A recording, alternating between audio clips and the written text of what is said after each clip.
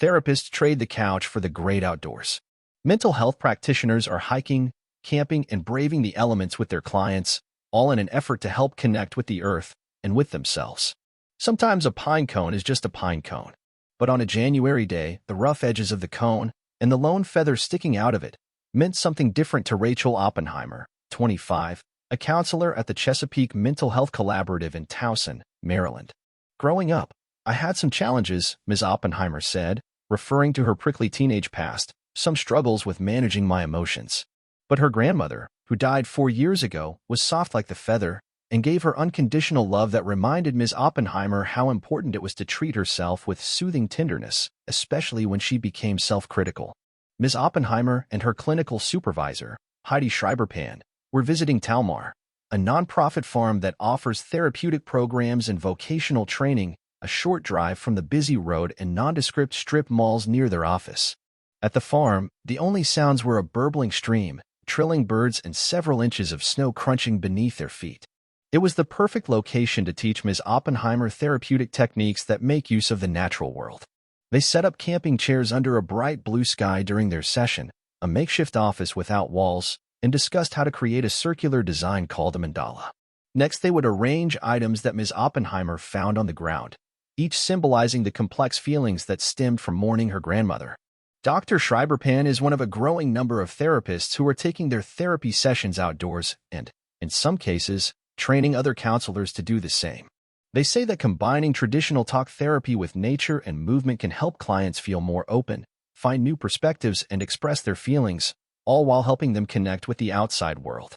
It's a sense of belonging to something bigger, and that is, I think, a really powerful aha moment for a lot of people, Dr. Schreiberpan said. As humans evolved, they spent much of their time outdoors, she added. Yet our modern life is mostly spent indoors, looking at digital devices. Outdoor therapy falls under the umbrella of ecotherapy, a broad and nebulous term that includes activities as varied as equine therapy and outings like wilderness and adventure therapy. During the pandemic, while many therapists moved online, others held sessions outside, seeking a safer way to meet in person. But the concept has been around for much longer. Decades ago, the psychiatrist Dr. Thaddeus Kostrubala, author of the 1976 book The Joy of Running, was known for jogging alongside his patients. The practice never really caught on, in part because most therapists were trained to meet with clients in controlled indoor settings to maintain confidentiality and strong boundaries. Now, however, students are being trained in ecotherapy at a smattering of schools, including Lewis and Clark College in Oregon and Prescott College in Arizona. And some therapists, like Dr. Schreiberpan, are creating their own curriculums. In 2020, she founded the Center for Nature-Informed Therapy, which offers certification and continuing education credits to any social worker or certified counselor who completes the program. So far, more than 100 people have graduated. Outdoor sessions are not one size fits all. Not every client will want to walk in the snow, for example. Dr. Schreiberpan and other therapists also give clients the option to explore nature indoors, drawing from a collection of shells, stones, sticks, and spiky gumballs. And there is no special license for this therapy, no established best practices that would dictate the exercises or activities that therapists should use when meeting with clients outdoors. Some in the field are leery of the emerging discipline. Dr. Petros Lavunis, the president of the American Psychiatric Association, said he would feel a bit skeptical about taking a patient to the park. There is a formality in psychotherapy, tried and true parameters, he said. You sit across from them. There's the 45-minute session. And I don't know exactly what would happen in the outdoors. It starts raining. What do you do with the patient?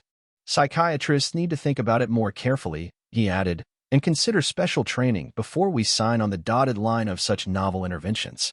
Even so, he added, a number of studies have found that being immersed in nature can be beneficial to mental health. A 2023 analysis of the effects of forest bathing, the Japanese practice of taking a relaxing walk through the woods, suggested that it can significantly reduce symptoms of depression and anxiety.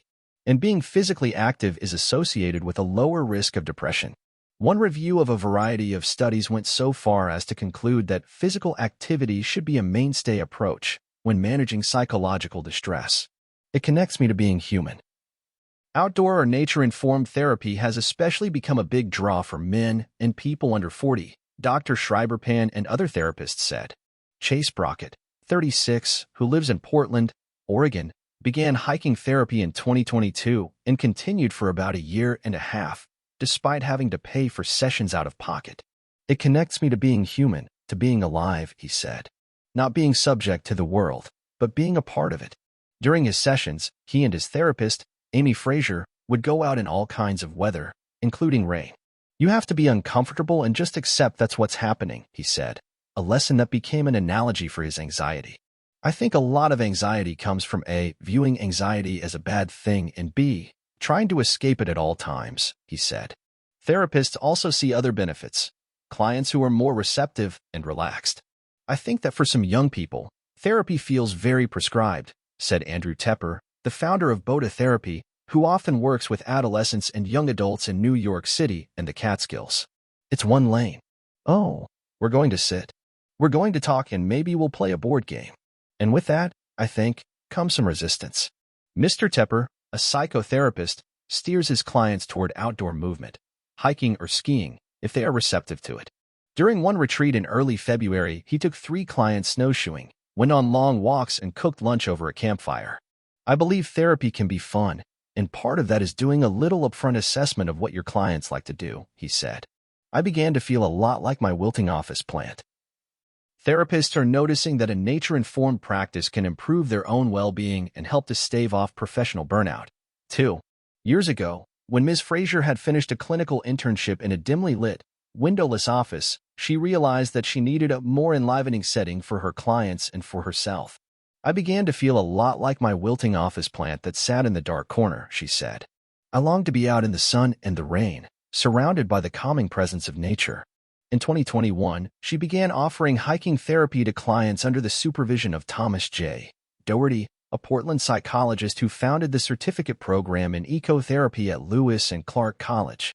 For some clients, she said, the setting makes therapy feel more approachable and less intimidating. Maria Nazarian, a clinical psychologist in Santa Monica, California, does not rent an office. She sees clients only virtually or while walking on the beach, which she described as her happy place. And she said, her clients have benefited from getting off the couch.